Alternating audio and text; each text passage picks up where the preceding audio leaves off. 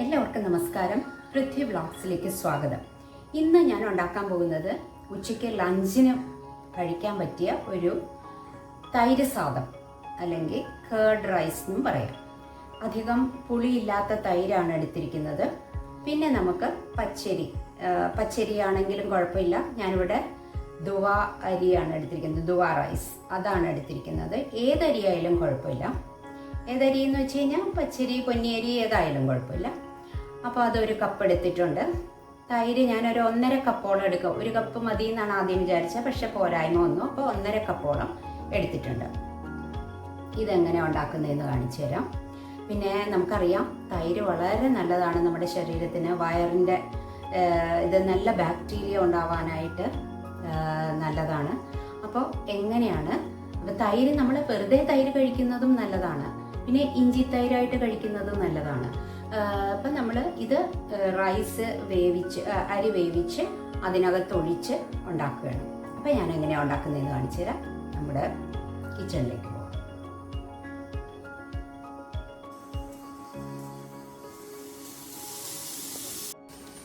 ഒരു കുക്കർ അടുപ്പത്ത് വെച്ചു. അതിനകത്ത് ഞാനിപ്പോൾ ഒരു 1/4 ഭാഗത്തോളം വെള്ളം എടുത്തിട്ടുണ്ട്. ഇതൊന്ന് പതുക്കെ തിളച്ചു വരണം. തിളച്ചു വന്നിട്ട് നമുക്ക് അരി ഇടാവുന്നതാണ്. ഞാൻ 1 കപ്പ് അരിയാണ് എടുത്തിരുന്നത്. അത് പച്ചരി.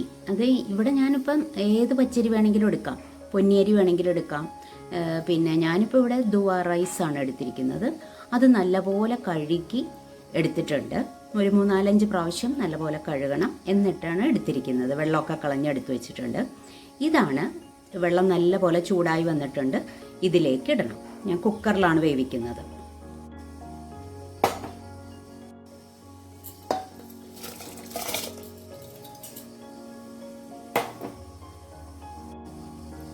അരിയിട്ടു.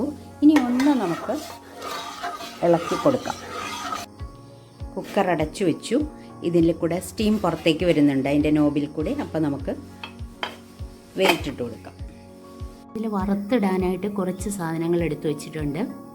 1/4 ടീസ്പൂൺ പരിപ്പ്, ഒരു 1/4 ടീസ്പൂൺ ഉഴുന്നുപരിപ്പ്, ഒരു കഷ്ണം ഇഞ്ചി, 2 പച്ചമുളക്, 2 വറ്റൽമുളക്, ആവശ്യത്തിന് കറിവേപ്പില, കുറച്ച് മല്ലിയില.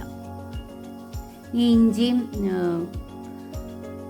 മുളകും ഒക്കെ നല്ലപോലെ ചെറുതായിട്ട് കട്ട് ചെയ്തെടുക്കണം. 1 കപ്പ് പുളിയില്ലാത്ത തൈരാണ് എടുത്തിരിക്കുന്നത്.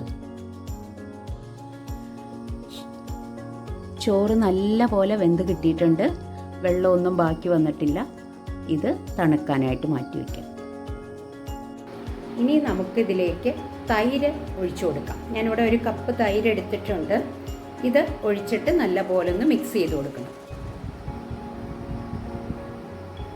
തൈര് ഒഴിച്ചു കൊടുക്കാം.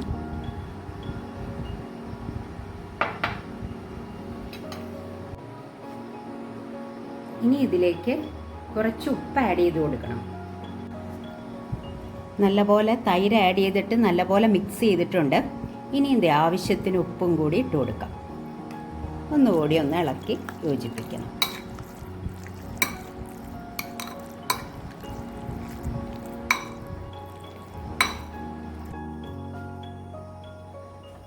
ഇതിലേക്ക് 1 ടേബിൾ സ്പൂൺ വെളിച്ചെണ്ണ ഒഴിച്ചിട്ടുണ്ട്.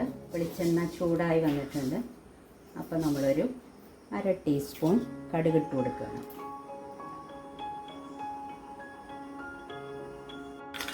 കടുക് ഇവിടെ പൊട്ടി വന്നിട്ടുണ്ട്. ഇതിലേക്ക് കുറച്ച് ഉഴുന്നുപരിപ്പ്, ഇവിടെ നമ്മൾ എടുത്തു വച്ചിരുന്നതാണ്. കുറച്ച് തുവരപ്പരിപ്പ്. ഇതെല്ലാം 1/4 ടീസ്പൂൺ വെച്ചേ ഞാൻ എടുത്തിട്ടുള്ളൂ. പിന്നെ ഇഞ്ചി കൊത്തി അരിഞ്ഞ് വെച്ചത്, പച്ചമുളക്, ചുമന്ന മുളക്,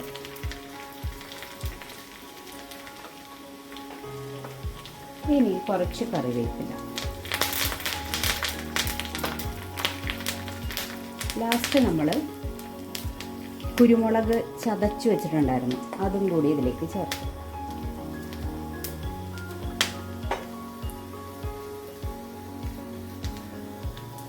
എല്ലാം ചെറുതായിട്ടൊന്ന് മൂത്ത് വന്നിട്ടുണ്ട്.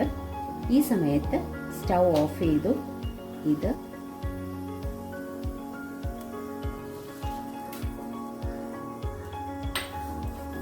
ഒഴിച്ചു, കേർഡ് റൈസിലേക്ക് ഒഴിച്ചു. ഇനി ഒന്ന് ഇളക്കി കൊടുക്കണം.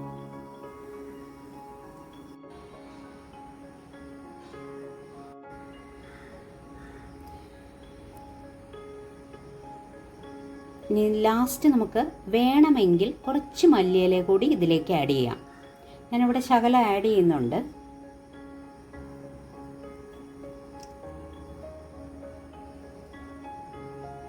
ഒന്ന് ഇളക്കി കൊടുക്കണം.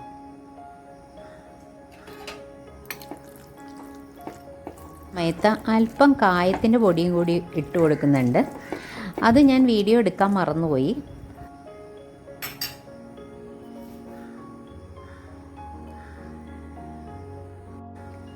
നമ്മുടെ കേർഡ് റൈസ് ഇവിടെ റെഡിയായി വന്നിട്ടുണ്ട്. ഇനി നമുക്കിത് എന്തെങ്കിലും കറികളൊക്കെ കൂട്ടി കഴിക്കാവുന്നതാണ്. നമ്മുടെ കേർഡ് റൈസ് ഇവിടെ റെഡി ആയിട്ടുണ്ട്. കണ്ടില്ലേ? ഇതിൽ നിന്ന് അധികം പുളിയൊന്നും ഇല്ലാത്ത തൈരാണ്. പിന്നെ ഇതിൽ നിന്ന് നമുക്ക് കുറച്ചൊന്നും എടുത്ത് കഴിച്ച് നോക്കാം എങ്ങനെയുണ്ടെന്ന് അറിയാം. കേർഡ് റൈസ് ഞാൻ കുറച്ചെടുത്തിട്ടുണ്ട്, ഒന്ന് ടേസ്റ്റ് ചെയ്ത് നോക്കാനാണ്.